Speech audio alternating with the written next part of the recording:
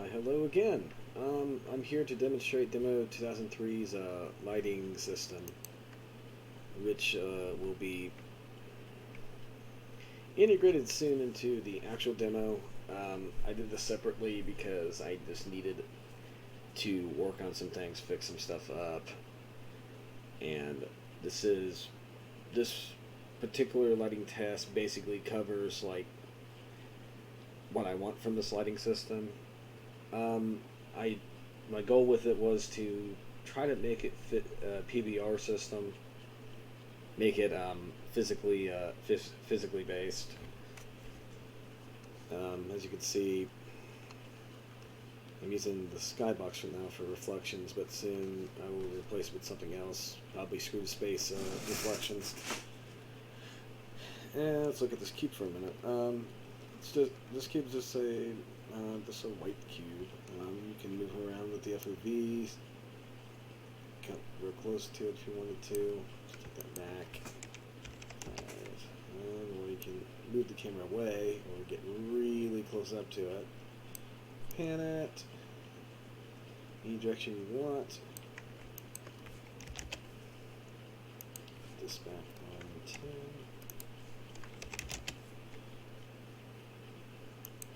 You can pan it the other way. Do whatever you want to with the camera controls. Let's see, back 0. You have a variety of different backgrounds. Let's just look around this cube for a minute. Let's get something fast. Look around. As you can see, the cube, the cube is getting set through a radiance. What a radiance is basically, I'm trying to simulate light that basically, if light hits a certain surface, it will produce a light to bounce off of it and interacts with other objects, and that light bounces off of that and goes to other objects.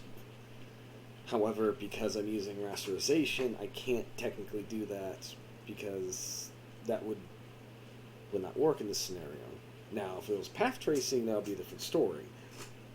But for what I've done so far, it looks good. Let's go back up here and change the skybox. And as you can see, the lighting changes and it doesn't mess up the object, which is one of the goals of PBR. And it's changed to this other skybox, and it still works. Alright, now let's get into the actual lighting stuff. And you can switch through shapes. This one is kind of meh. It has something to do with the normals. And we have the classic Blender monkey head thing. Don't remember its name, so let's continue. And there's a sphere and a torus, aka donut. And we can change the skybox just to demonstrate it. Alright, cool. Let's move on. And this control that here controls the gamma of the object. So let's continue that. These controls basically just change up the lighting settings on it. Like for example, if I were to do this, the directional light in the scene will move to a different direction. So let's put that back to 0. This will change the light color. And it looks kind of weird with it. But that's just through the diffuse, because the light is red, now the object's going to be red. And or you can go down just take a look at it. So let's go back to simple white light. This will change the color of the actual material itself. It doesn't look like it changed too much. But if you were to combine these two together, there's some differences to it. However, we're going to go to the settings that really does change up the scene. Let's go back to this. Now, these controls right here control if the object's metallic, because I'm using the metallic workflow because there's a differences between dielectrics and metal when it comes to how much it's reflecting light and what type of light is coming off of it. Say with a metal, if you observe a metal, the light, depending on how reflective it is, will reflect either the color of the metal or be the light itself. So, but with dielectrics, it only reflects the light, whatever light color it is. All right. So it's because right now this object is a dielectric. Let's turn down the roughness a bit on it. You might have noticed that it's the diffuse lighting off the thing has gotten darker. That's due to energy conservation, which is one thing that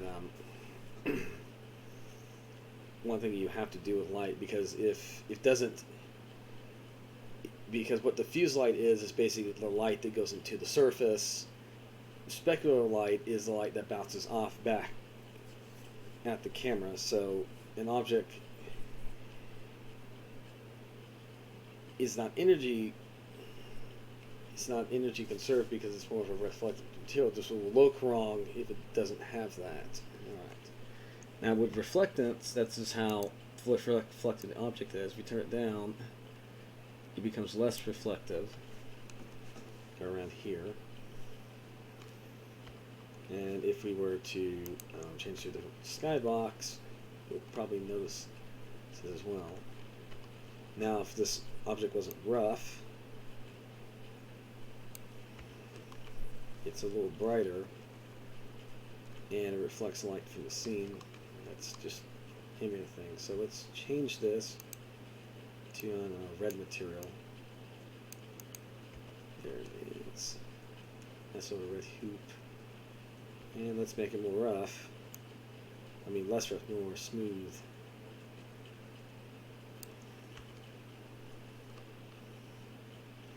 Yeah, it took a little bit of work. I initially had a demo where it had like 10 different objects and it wasn't reflecting correctly.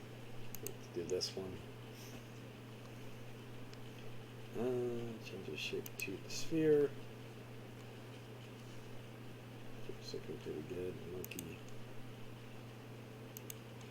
Alright.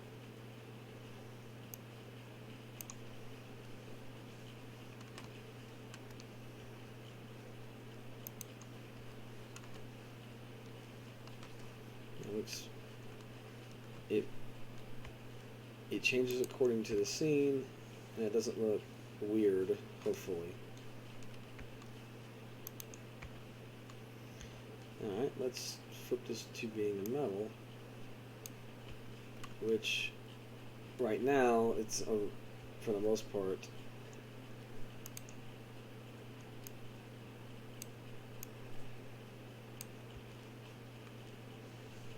yeah, there's still some issues with it, but I'm not gonna cry about it. Yeah, you see, with the metals, they're almost 100% reflective, so I might have to do some things with the what's that thing called, the Fresnel effect, to fix that.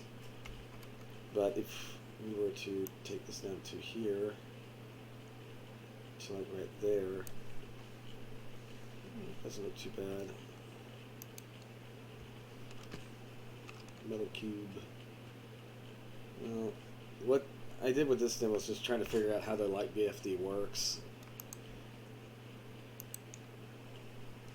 Monkey looks pretty good. Alright, let's move on.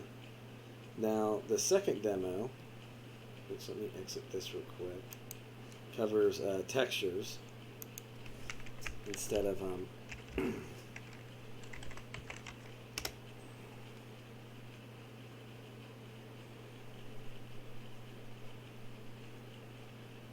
because I'm going to be using textures, not just flat values. So let's get back to here. Alright, here it is in all of its glory.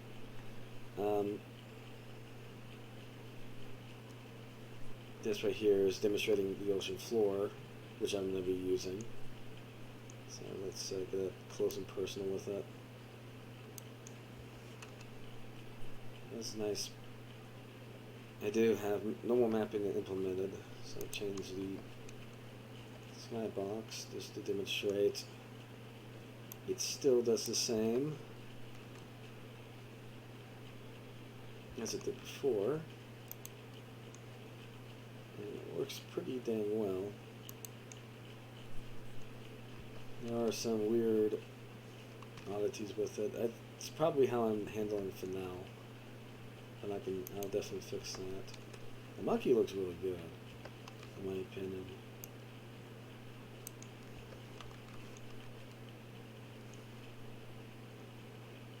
It ain't perfect, but nothing's ever really perfect in this world. If you move to a different one. Yeah, some of these textures I'm going to have to change up a little bit. There's a bit of speculating there. I like how it kind of all things got fixed.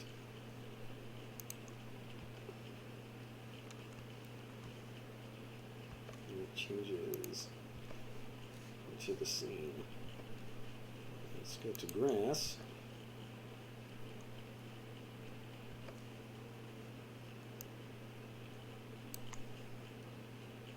I decided to switch out to a different grass texture because it just didn't look right.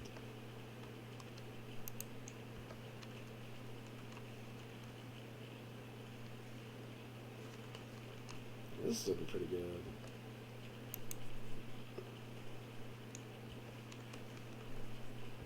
And last but not least, the forest rock texture, which is a bit shiny. I'm going to have to fix some of the reflective textures on it.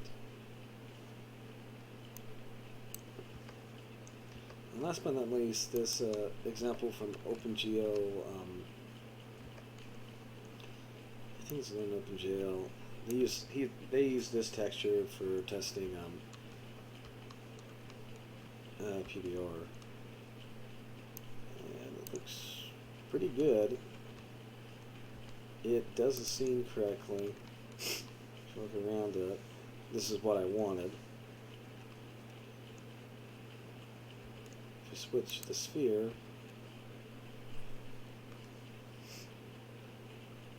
that's exactly how I want it.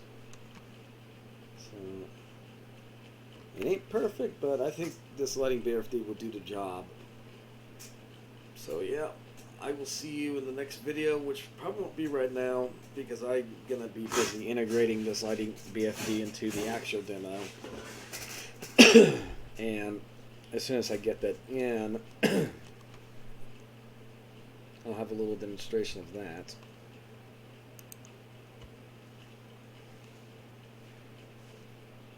I'm liking this. I still got much to learn about lighting BFDs, but this works for me. Works for my needs. Toros Donut. Well, I'll catch you on the next video. Y'all take care and have a great day. Let's see here.